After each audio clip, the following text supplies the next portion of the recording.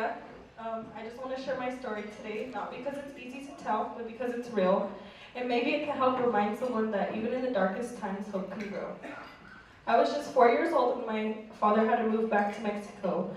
My mom had to start working long, exhausting shifts to take care of me and my siblings. We spent most of our time at Grandma's house, which was full of noise, chaos, and fighting. When I was in elementary school, my mom had got into a new relationship. At first, I had thought it would make things better, but as time went on, it felt like she had even less time for us, especially after she got pregnant with my little sister. When things got loud at home, I would try to distract my siblings from the arguments. We constantly moved in and out of my stepdad's house due to their drinking and fighting, so it was kind of hard for me to stay into one school. I constantly was moving. But when I was in 8th grade, I had met a boy named Sebastian. We both knew what it meant to grow up fast, so we connected. We became best friends. Just when I thought life was beginning to settle down, everything changed. One afternoon, my family member had picked us up early from school. They had said my mom was in the hospital because she was not feeling well. Later that day, my mother was diagnosed with stage 4 colon cancer. I was 14 years old when I had to drop out of school. I had to start driving my mother to her doctor's appointments. I didn't really have a choice. I didn't have a driver's license.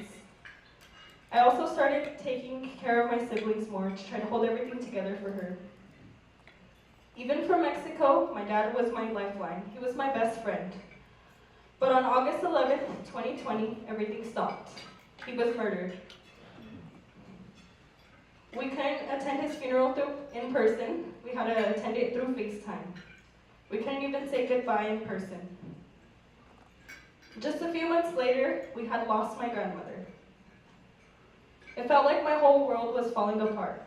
But in the middle of all that pain, something beautiful was happening. My mother began changing. She became more softer, more loving, more present. She wanted to be with us, really be with us, and we began to see a different side of her. Eventually, she had went on to hospice care. She wanted to be with us until the end, and we were able to give that to her. At just 15, I had to come up with the hardest decision. I had to decide to take my mother off oxygen.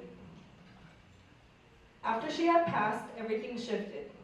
My brother had went with grandpa, and I had to move from one relative's house to another. At just 16, I had found out I was pregnant. I was no longer with Sebastian. I was scared, alone, and more than anything, I needed my mother. For the next year,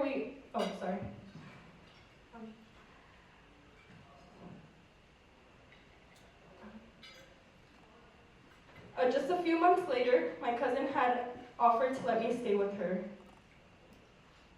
I moved in, and just a few months later, I had given birth to my son, Demario, a month early. I can remember that day. No one was able to make it to the hospital with me. I gave birth to my son all by myself. But the moment I held him, I was no longer alone. I cried the happiest tears I cried. I was the happiest I've ever been.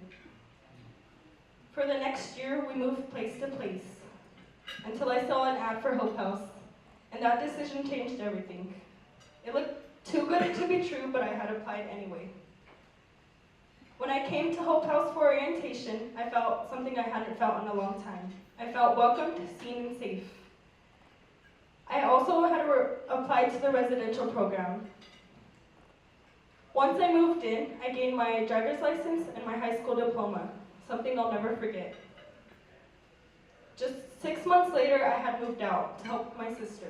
Life got harder fast. I had to start working 3 jobs and fell behind in my classes. The Hope House staff would always reach out. They never forgot about me. And even one day, they had told me to reapply for the residential program.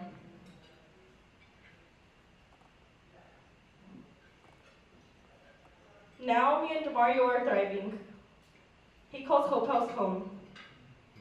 My son Demario was born with a condition that affects development, but now he is right on track. He is smart, curious, and full of joy. And me, I have my driver's license, I've taken financial literacy, and parenting classes.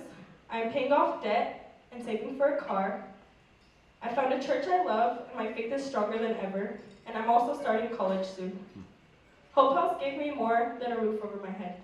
It gave me a future, and my son a chance to grow up in a place filled with love, support, and stability. To everyone who makes Hope House possible, thank you. You are changing lives. You have changed mine. Wow.